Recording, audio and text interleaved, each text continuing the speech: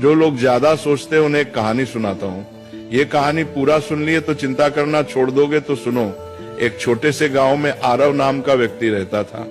आरव बहुत मेहनती था, लेकिन उसकी एक आदत उसकी शांति छीन चुकी थी, बेहद चिंता करना।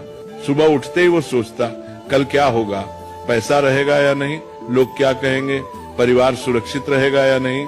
रात को सोने जाता तब भी उसका दिमाग रुका नहीं करता। एक दिन अत्यधिक चिंता के कारण उसकी तबीयत बिगड़ गई। गांव के लोग उसे पास के पहाड़ पर रहने वाले एक संत के पास ले गए। संत बहुत सरल जीवन जीते थे, न ज्यादा बोलना न ज्यादा सोचना। आरव ने संत से कहा, महाराज मेरा मन कभी शांत नहीं होता, मैं हर समय डर और चिंता में रहता हूँ। संत मुस्कुराए और पास रखी एक मिट्टी की मटकी उठाई। उन्होंने कहा, इस मटकी को पानी से भर दो। आरव ने मटकी भर दी। फिर संत बोले, अब इसे सिर पर रखो और चलो, लेकिन एक शर्त है, अगर एक बूंद भी गिरी तो तुम असफल हो जाओगे। आरव पूरी तरह मटकी पर ध्यान लगाकर चलने लगा। रास्ते में लोग उससे बातें करते रहे, आवाजें आती रहीं, लेकिन आरव ने कुछ नहीं सुना। वह सिर्फ मटकी पर ध्यान देता रहा। कुछ देर बाद संत ने कहा, रुको, अब बताओ रास्ते में कितने लोग मिले।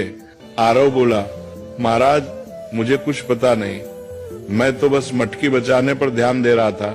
संत ने शांत स्वर में कहा, यही संत होने की शुरुआत है।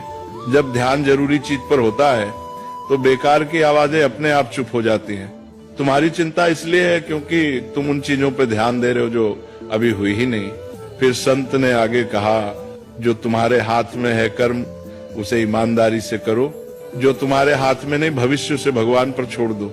यही संत का मन है। उस दिन आरव समझ गया, संत होना जंगल में जाना नहीं है, संत होना मन की अनावश्यक चिंताओं को छोड़ देना है।